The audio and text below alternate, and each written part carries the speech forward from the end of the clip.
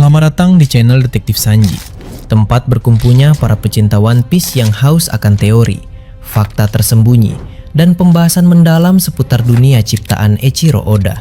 Di sini, kami tidak hanya mengikuti alur cerita, tapi juga menganalisis setiap petunjuk, menghubungkan fakta-fakta kecil yang sering terlewat, dan mencoba memecahkan misteri besar seperti siapa Joy Boy sebenarnya, apa tujuan sejati pemerintah dunia, hingga sejarah abad kekosongan yang selama ini ditutupi. Setiap video di channel ini disusun dengan riset yang mendalam, sudut pandang kritis, dan tentunya semangat nakama sejati.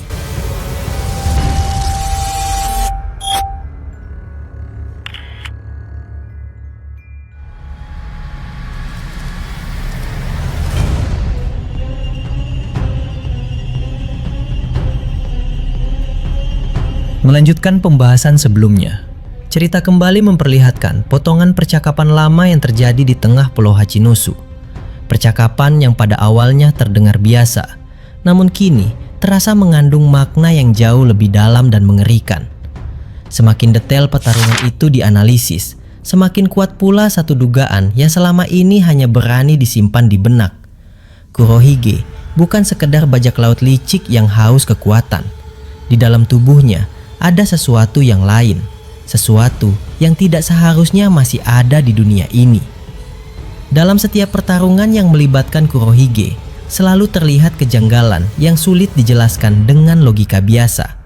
Di satu waktu, Kurohige bertarung dengan cara sembrono, penuh celah, bahkan terlihat bodoh dan ceroboh. Tawa kerasnya menggema, ekspresinya konyol, seolah semua serangan musuh hanyalah permainan. Namun di waktu lain, tanpa peringatan apapun, sikap itu lenyap. Tatapannya berubah dingin, senyumnya menghilang, dan setiap gerakannya menjadi efisien, cepat, serta penuh perhitungan. Perubahan itu terlalu ekstrim untuk disebut sekedar perubahan emosi. Raut wajah, aura, bahkan tekanan keberadaannya terasa berbeda, seolah sosok lain sedang berdiri di balik mata itu. Kecurigaan itu semakin menguat ketika ingatan lama kembali terkuak. Ingatan tentang cerita yang pernah disampaikan Roger mengenai legenda paling kelam dalam sejarah lautan, Rock di Sebek. Sosok yang pernah berdiri di puncak dunia. Sosok yang membuat pemerintah dunia ketakutan hingga harus menghapus namanya dari sejarah.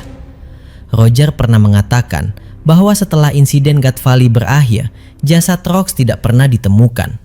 Padahal Whitebeard, tangan kanan Rox yang setia, berniat memakamkan kaptennya dengan layak.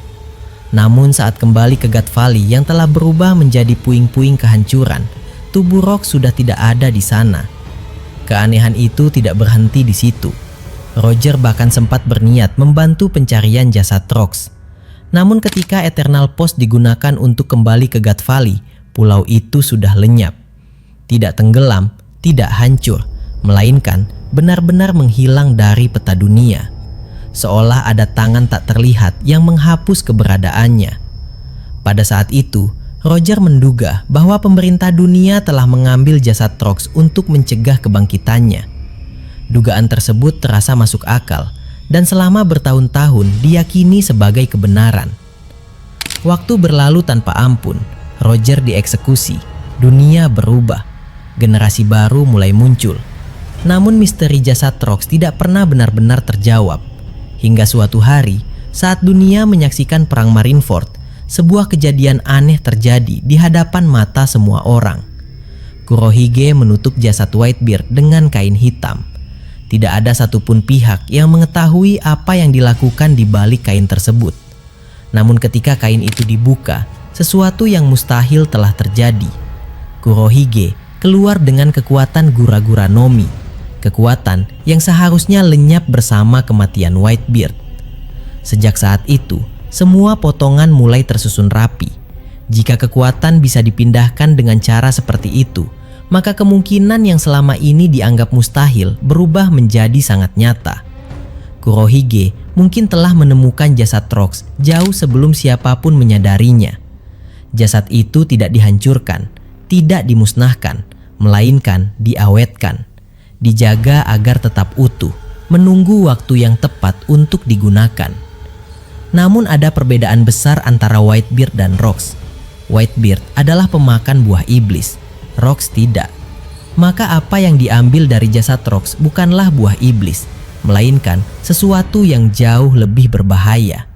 Haki yang telah terasah hingga level monster. Dan yang paling mengerikan, jiwa Rox itu sendiri. Itulah alasan mengapa Kurohige terlihat memiliki dua kepribadian. Ketika bertindak bodoh, ceroboh, dan penuh tawa, itu adalah diri aslinya. Namun ketika berubah menjadi sosok yang dingin, cerdas, dan menakutkan, itu bukan lagi Kurohige yang sama. Itu adalah Rox Disebek yang bangkit, mengambil alih tubuh anaknya sendiri. Bahkan haki yang dilepaskan pun terasa berbeda.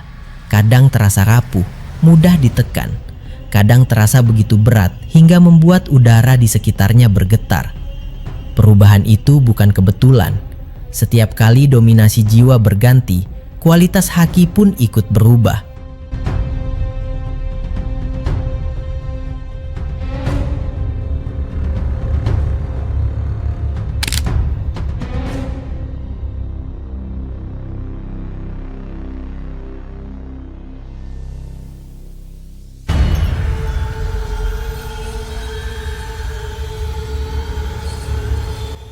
Kini, di medan pertarungan Hachinosu, situasi mencapai titik kritis. Setelah tekanan demi tekanan dilayangkan, setelah ruang gerak semakin sempit, Kurohige mulai terpojok. Energi gelap dan getaran kehancuran bercampur, mencoba menahan serangan yang datang. Namun serangan itu terlalu kuat. Tebasan yang dilepaskan bukan sekedar ayunan pedang, melainkan ledakan kehendak yang memecah udara. Pertahanan Kurohige runtuh, tubuhnya terkena langsung. Di saat itulah perubahan terjadi lagi. Tawa menghilang, bahu yang tadinya tampak santai kini berdiri tegak. Tatapan mata berubah tajam, penuh tekanan, dan terasa seperti menatap balik dari masa lalu yang kelam. Aura yang keluar bukan lagi aura bajak laut licik, melainkan aura seorang raja yang pernah menginjak dunia hingga bertekuk lutut. Tekanan itu begitu nyata, begitu berat, hingga lingkungan di sekitarnya seakan merespons. Ucapan pun terlontar, tenang namun penuh kepastian. Kepribadian itu akhirnya muncul kembali. Dugaan selama ini terbukti. Jiwa Rox hanya akan bangkit ketika tubuh ini benar-benar berada di ambang kehancuran. Sementara itu, di area lain pulau yang sama, pertarungan tak kalah brutal berlangsung tanpa henti. Mihawk berdiri menghadapi Shiryu, sementara Ben Beckman menahan tekanan dari Avalo Pizarro dan Vasco Shoot. Setiap benturan senjata menciptakan gelombang kehancuran. Shiryu yang telah diperkuat oleh ramuan Dokyu bergerak dengan kecepatan dan kekuatan yang jauh melampaui batas normal. Pedang Rayu dilapisi Busoshoku haki pekat. Tebasannya melesat bagaikan kilat hitam menuju Mihawk. Tekanan serangan itu menghancurkan tanah dan bangunan di sekitarnya. Namun Mihawk tetap tenang. Tebasan itu ditangkis seolah tidak lebih dari serangan biasa. Mata elang itu menatap tajam, membaca setiap gerakan. Shiryu menyadari perbedaan level yang nyata. Bahkan dengan tubuh yang diperkuat, menghadapi pendekar pedang terkuat di dunia tetap terasa seperti melawan dinding yang tak tergoyahkan. Namun pertarungan ini bukan soal menang atau kalah. Mampu bertarung sejauh ini saja sudah menjadi pembuktian diri. Balasan pun datang. Tebasan Mihawk meluncur cepat dilapisi haki tingkat tinggi. Shiryu menghindar dengan gesit, memanfaatkan kelincahan yang kini meningkat drastis. Namun serangan itu hanyalah pembuka. Tebasan susulan menciptakan pusaran angin tajam raksasa, berputar semakin cepat, membesar dengan sendirinya, dan diselimuti kilatan petir hitam. Itu bukan sekedar teknik pedang, itu adalah manifestasi kehendak. Shiryu berusaha menjauh, namun pusaran itu mengejar tanpa ampun. Tidak ada pilihan lain selain menahan. Pedang diangkat, seluruh kekuatan dikerahkan. Untuk sesaat, serangan itu tertahan. Namun detik berikutnya, tekanan meningkat. Tubuh Shiryu terpental jauh, menghantam tanah dengan keras. Di sisi lain, Ben Beckman menghadapi dua musuh sekaligus. Avalo Pizarro menjadi ancaman utama dengan tubuh raksasa dan kekuatan fisik brutal yang diperkuat ramuan Dokyu. Setiap pukulan membawa tekanan besar, dipadukan dengan haki yang kasar dan agresif. Vasco Shoot bertugas mengganggu dari jarak menengah, melemparkan serangan aneh dengan aroma alkohol yang memabukkan, mencoba memecah konsentrasi. Meski tubuh sudah kelelahan dan luka lama belum sepenuhnya pulih, Ben Beckman tetap berdiri kokoh. Setiap serangan ditangkis dengan presisi, setiap celah dimanfaatkan untuk membalas. Tidak ada gerakan sia-sia, tidak ada kepanikan. Dalam kondisi seperti itu saja, keunggulan Ben Beckman masih terasa jelas. Jika berada dalam kondisi prima, pertarungan ini mungkin sudah berakhir sejak lama. Ketika Shiryu terlempar dan belum kembali ke medan, Mihawk langsung mengalihkan fokus. Vasco Shoot yang selama ini mengganggu menjadi target berikutnya. Tebasan dilepaskan tanpa ragu. Vasco menahan dengan haki terkuat yang bisa dikerahkan. Namun perbedaan kekuatan terlalu besar. Tubuhnya terpental, darah mengalir, napas tersengal. Tanpa ramuan Dokyu, daya tahannya jauh di bawah Shiryu dan Avalo Pizarro. Kekalahan hanya tinggal menunggu waktu. Dari kejauhan, di atas kapal Cross Guild, seorang jurumudi berdiri sambil memegang teropong. Nafasnya berat, tubuhnya masih menyisakan luka dari pertarungan sengit sebelumnya melawan buronan bernilai ratusan juta beri.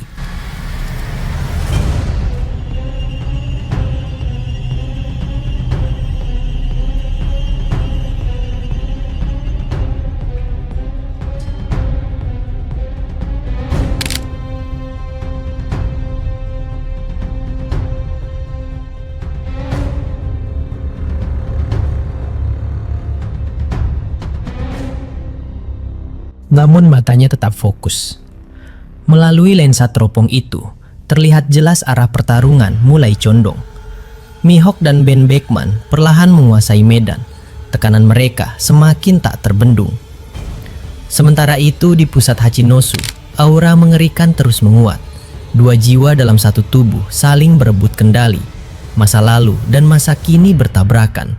Dan dunia sekali lagi berdiri di ambang kekacauan yang mungkin jauh lebih besar daripada sebelumnya. Suasana Pulau Hachinosu terasa berat sejak awal, seolah udara sendiri dipenuhi oleh niat membunuh.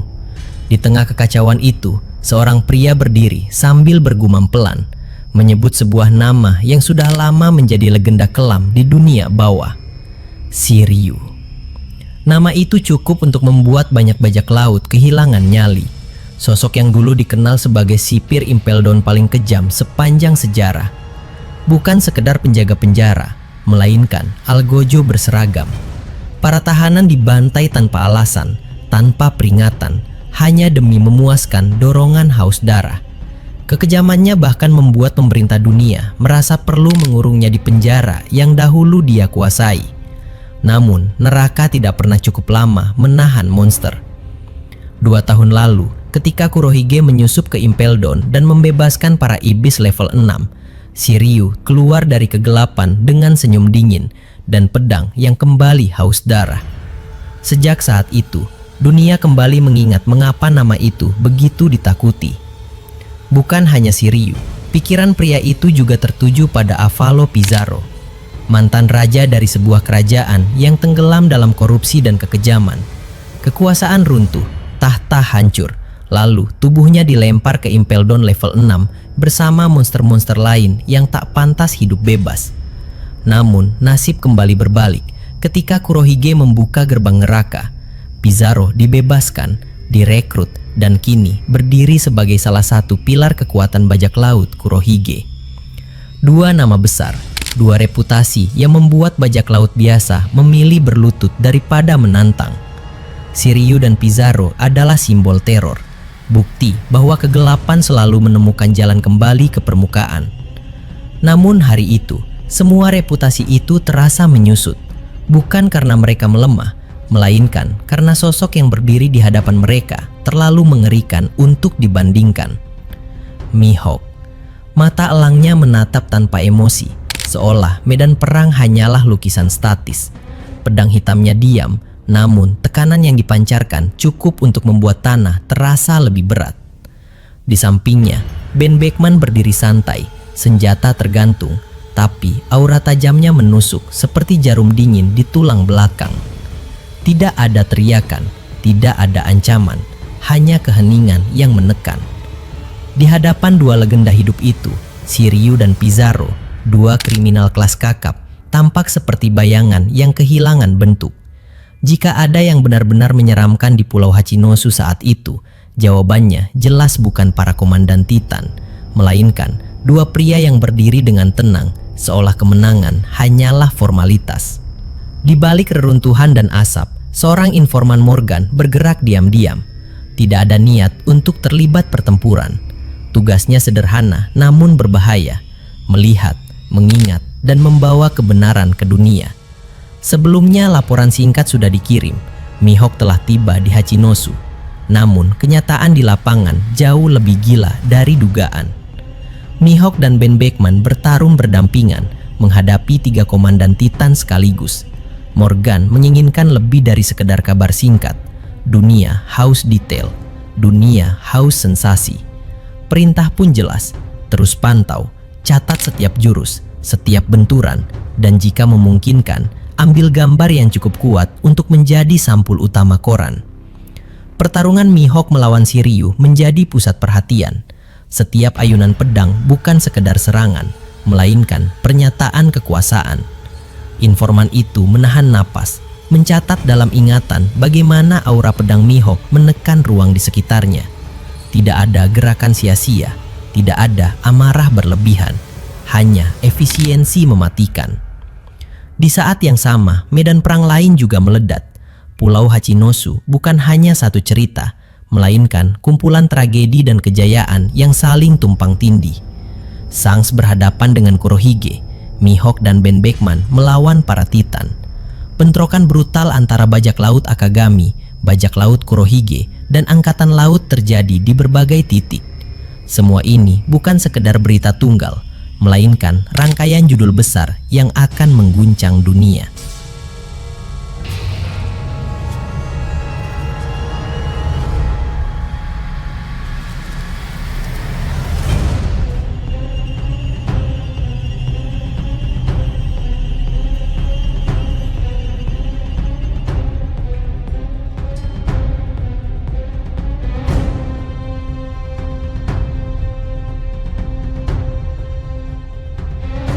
Morgans akan mengumpulkan setiap potongan informasi dari Hachinosu, Elbaf, Merijo, dan tempat-tempat lain, lalu merajutnya menjadi kisah paling panas yang pernah dicetak.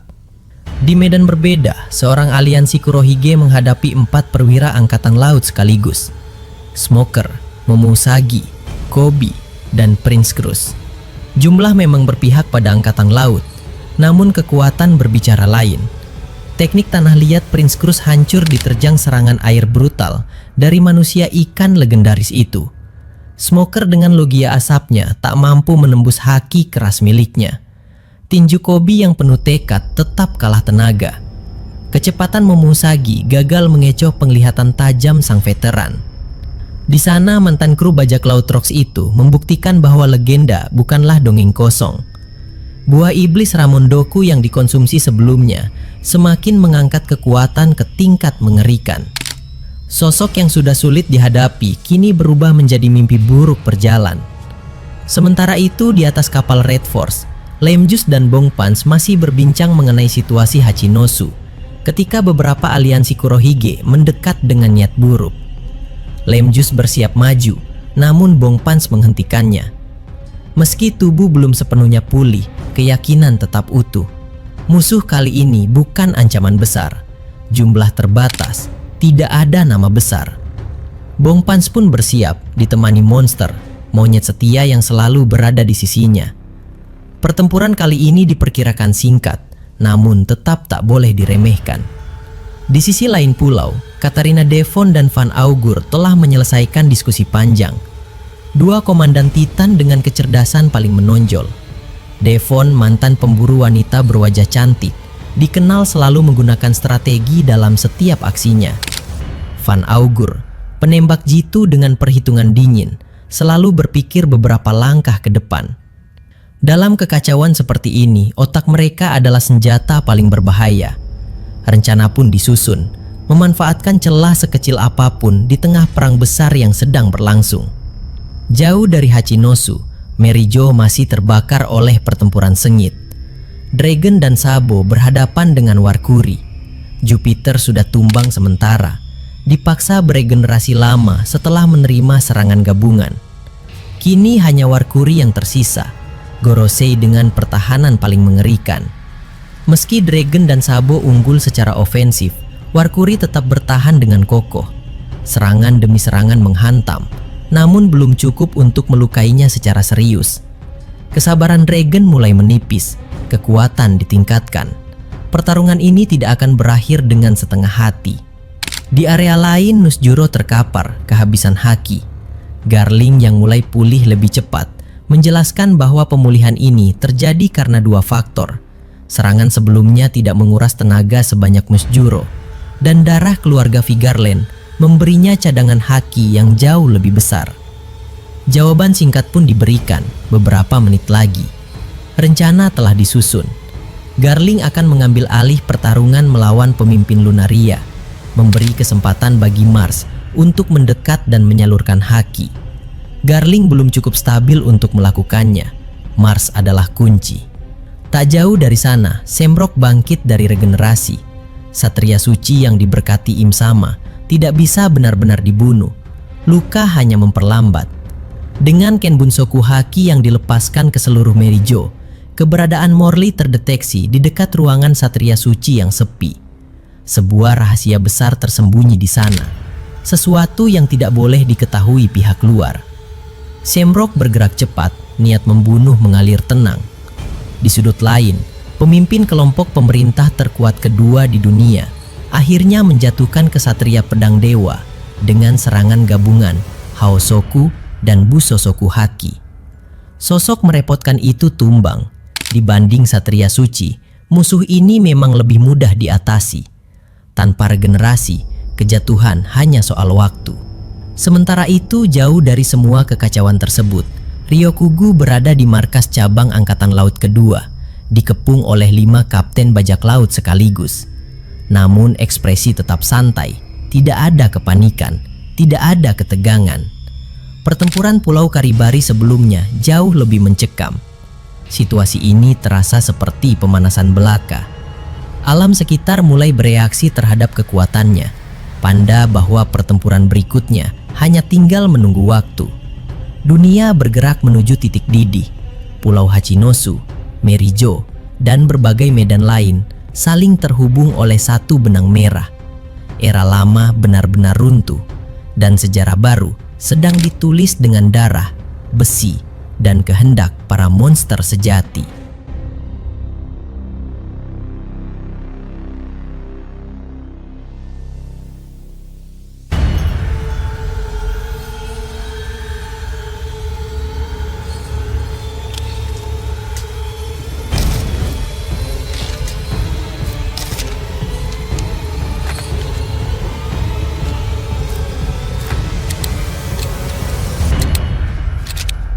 Terima kasih sudah menyaksikan video ini sampai selesai.